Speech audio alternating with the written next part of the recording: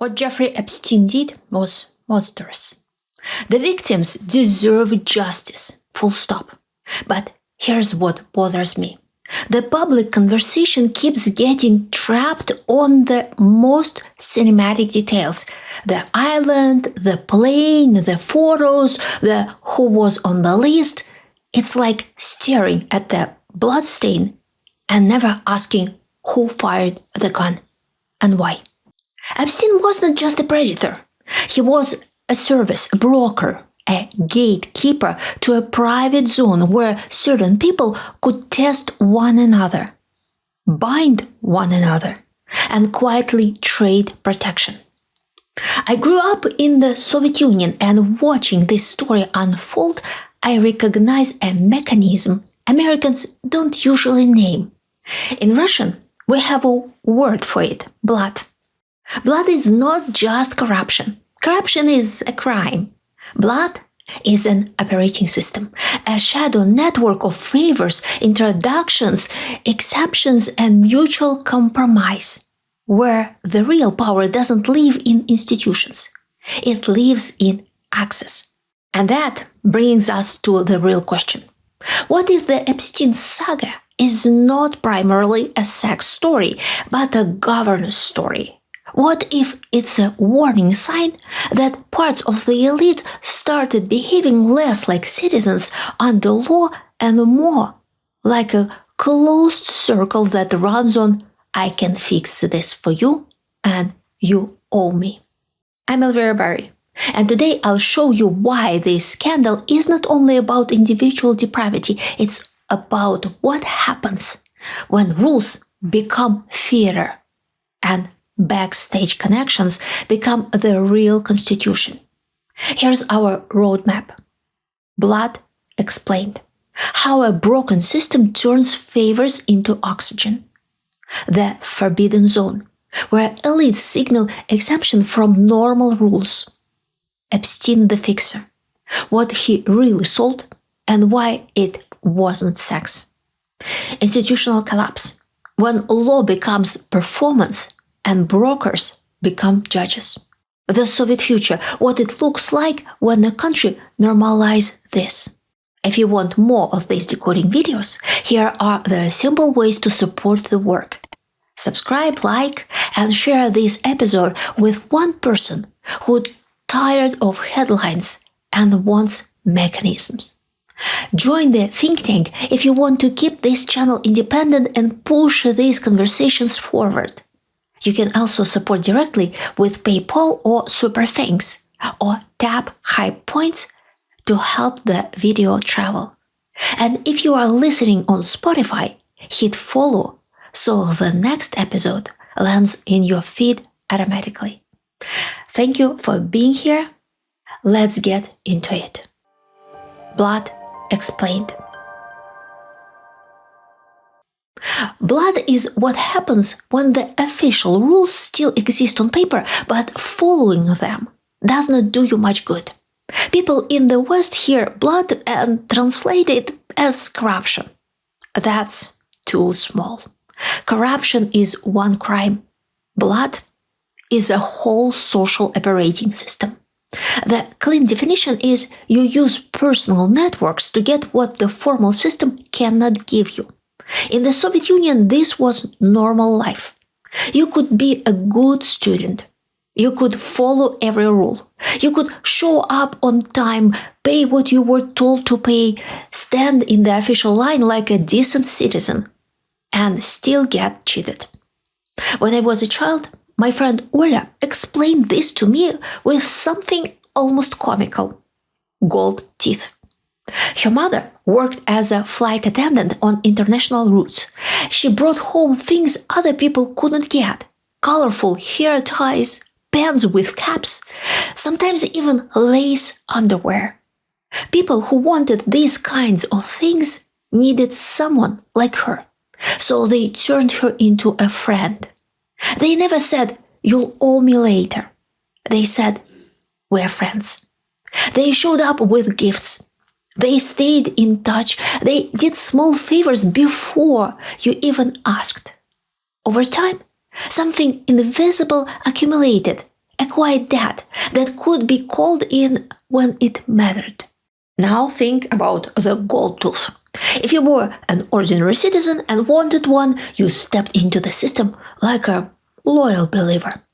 You brought your own gold. You handed it over. You hoped the dentist would do his job honestly and that in a week or two, you'd walk out with a bright, gleaming tooth. Proof that you were doing well in life. But here's the trap. The dentist could quietly keep your gold and replace it with a cheap alloy, and you would never know. And even if you suspected something, you'd have no way to prove it. But if you had blood, you did not walk in as a customer. You walked in as a Ola's mom's friend. And suddenly the dentist cared and did a great job. That's the sucker versus the connected person. The sucker believes the official story. Do the right thing and the system will reward you. The connected person knows the real story. The system is a stage play. Real decisions happen backstage. And the most important character in this world is not the politician, it's the broker. Ola's mother was not a minister. She was not a genius. She had something much more practical: access. Access to planes and foreign stores selling items that become social gold in a shortage economy. That made her valuable to powerful people. And once powerful people need you, you become a node in their informal network. You become the person who can connect, arrange, smooth over, and quietly solve. Everyone understands that the rules are fake, so skirting the system becomes the system. Now, I'd like to share a short book trailer for my upcoming novel, The Snow Queen's Spring. Marika Snegova, president of a powerful Russian company with deep ties to the state, lives with a terrible secret. When the war in Ukraine begins, her daughter Alisa leaves Harvard behind and heads for Kiev.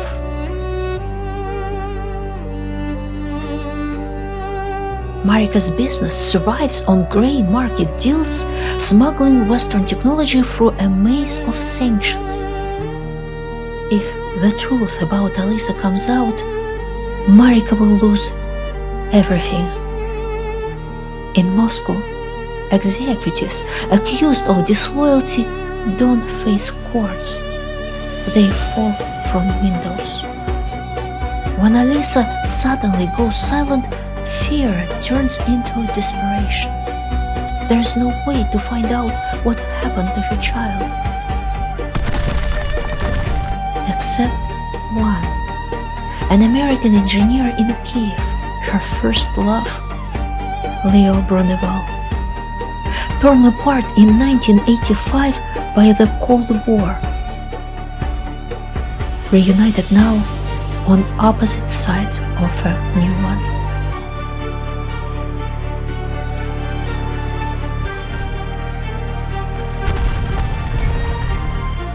The Snow Queen's Spring. A novel about a collapsing empire and the people who don't break.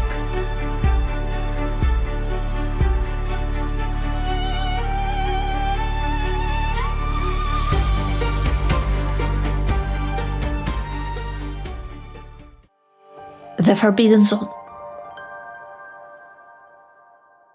Blood can only flourish where there is scarcity.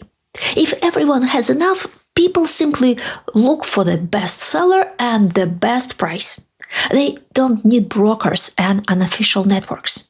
But in the West, there is something that remains acutely scarce. Something no amount of money can buy. Membership in the club of those who shape destinies. America is full of millionaires and even billionaires. That alone does not make you special. And yet being special is precisely what modern culture demands of the ambitious person. It's not enough to succeed. You must demonstrate something extraordinary. There is an older force at work, a behavioral program inherited from our distant ancestors.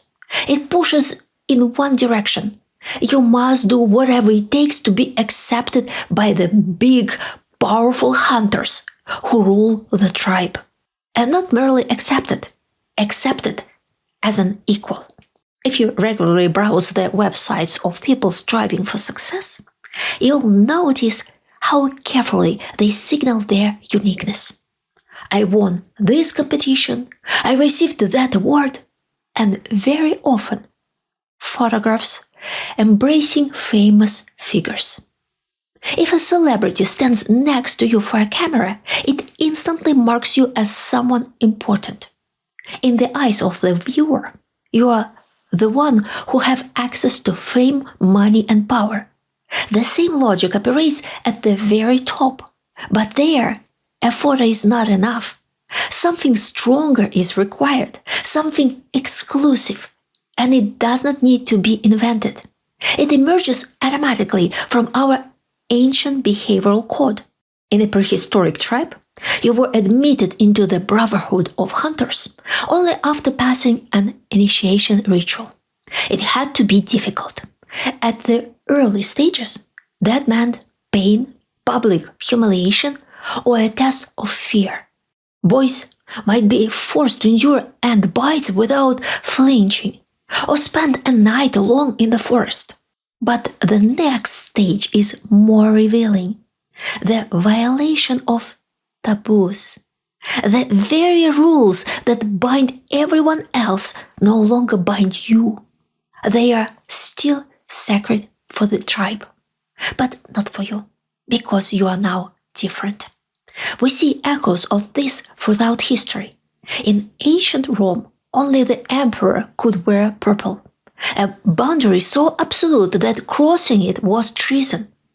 In imperial China, only the emperor could wear the 5-clawed dragon on his robes. In medieval Japan, a samurai possessed the legal privilege to strike down a commoner who had insulted him. An act that would be murder for anyone else became a sanctioned assertion of status. And the same logic echoes today. A priest may enter the altar. Ordinary worshippers may not. No one is allowed to run on a red light except a police car or a fire truck. VIP passes at Disneyland let some people bypass lines that everyone else must endure. Access signals status. Exemption signals power. In the modern world, much like in ancient Rome or imperial China, what separates the elite from everyone else is the ability to cross lines that would ruin an ordinary person's life. The old phrase captures it perfectly. What is permitted to Jupiter is not permitted to an ox. This pattern feels natural because it aligns with our pre-installed software. It does not require instruction. It activates on its own. Institutions are meant to restrain that instinct. That's one of their core purposes. But the instinct itself never disappears. It simply looks for a channel. If the channel is healthy, that same drive turns into competition, bold but lawful risk-taking, building companies, funding innovation, and practicing transparent, accountable philanthropy. Ambition that still operates with guardrails. The hunger for status remains, but it is civilized. If the channel is rotten, it turns into a forbidden zone, a private world where rules exist mainly to be broken. The forbidden act sends a signal inside the circle. We are different. We are above. But the second half of the mechanism matters even more. It's not simply crossing a line. It's crossing it without consequences. It's doing something that would destroy anyone else and walking away untouched. That protection becomes intoxicating, and it becomes a social glue. If you and I have crossed the line together, we are no longer just acquaintances. We share exposure, not friendship, dependence. This is where blood enters the forbidden zone. In a favor-based system, networks are not held together by contracts or transparency. They are held together by mutual compromise, by secrets, by dirt, by the quiet fear that if one fails, others fall too. And layered on top of that fear is something else, the thrill of exemption, the intoxicating sense that accountability applies to everyone else. That is why Epstein matters beyond the lurid details. He was not merely facilitating crimes, he was managing a forbidden zone inside a modern country that insists such zones do not exist. Epstein the Fixer. Jeffrey Epstein was not the center of the story. He was a service. If you look at him as a monster, you end up hunting for names like it's a murder mystery. If you look at him through blood, you see a different thing, a broker who made the forbidden zone run smoothly. In the Soviet world, a broker does not need an official title. He needs leverage, introductions, and a reputation for making opportunities appear and obstacles quietly vanish. That's it.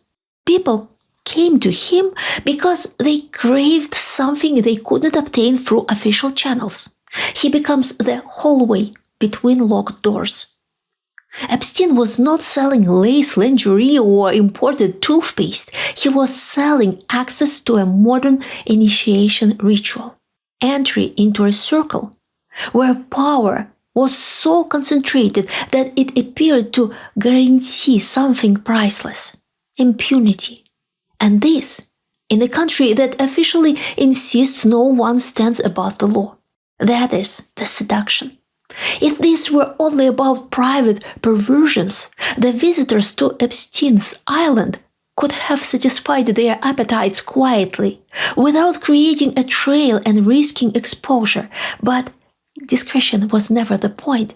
The point was visibility, not to the public, but to the other mighty hunters in the circle, to demonstrate that you could cross a forbidden line and walk away untouched, that you could break a taboo and nothing would happen. And if nothing happens to you, it sends a message. You are one of us. And here's the part I want you to sit with. When America reacts with disgust, there is a healthier reflex. There is a visual image for this in the work of Mikhail Zощenko, a Russian writer. In the 1920s, light bulbs were placed in a communal apartment that had no electricity before. The occupants believed their place was cozy, but when they turned the lights on, they saw the shabby walls, the dirty floor, and the insects. The sight was repulsive, but it made them realize how much work this place needed to become nice. Something like this happened when Epstein's forbidden zone was exposed. The ugliness used to hide in the darkness, but now it's in the spotlight. A normal person feels disgust, then an urge to clean this mess. That's how progress happens. Epstein's story is not only about sex, it's about a society deciding slowly what kind of elite it wants to tolerate, and how to channel the elite's desire to feel special into something that benefits everyone. Institutional collapse. Blood does not start with evil people. It starts with weak institutions. In the Soviet Union, the state promised everything and delivered shortages. So people built a second system made of favors, friends, and quiet debts. America is not the Soviet Union, but the logic is starting to rhyme. More and more citizens feel the same split. The official story says rules apply, But daily life says rules apply differently. When that gap widens, you need an army of fixers. You can actually see this in the numbers. Trust and confidence in major institutions has been sliding for years, across parties, but in different directions at different moments. People argue about who caused it, but the outcome is the same. Cynicism becomes rational, not edgy. And the cynicism creates demand for blood. When people believe the system is fair, they try to win inside the system.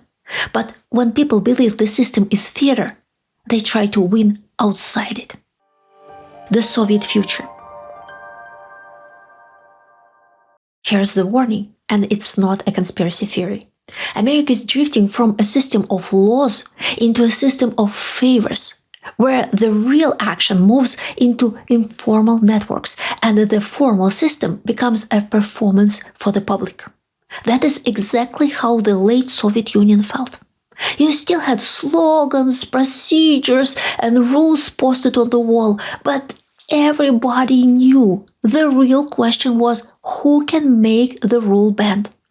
In that world, you don't need a single mastermind or a secret committee. You need a large class of people who are rationally adapting to a broken environment. And you need one more ingredient. You need suckers. Normal people who still try to do things cleanly. People who still think good behavior will be rewarded. People who don't have time, money, or connections to build a private reality. They got told, follow the rules. And they do. Then they watch the connected class glide past them. When that lesson sinks in, it changes behavior. People stop believing that fairness is even a meaningful concept, and then they start looking for their own small version of blood, because nobody wants to be the last honest person in the rigged game. That's how a country becomes Soviet, without noticing. America still has a chance to choose a different path. And the evidence is simple. When the light turns on, people still feel disgust. Hold on to that disgust. It is not hysteria. It's a moral reflex, the instinct of a society that still believes in laws, not circles. And here's my question for you. Have you ever seen a blood-style system up close? At work, in politics, in academia, even inside a family? Not just corruption, but that feeling that the real rules live in a private network, and everyone else is just pretending. Tell me what you saw, and what it did to people.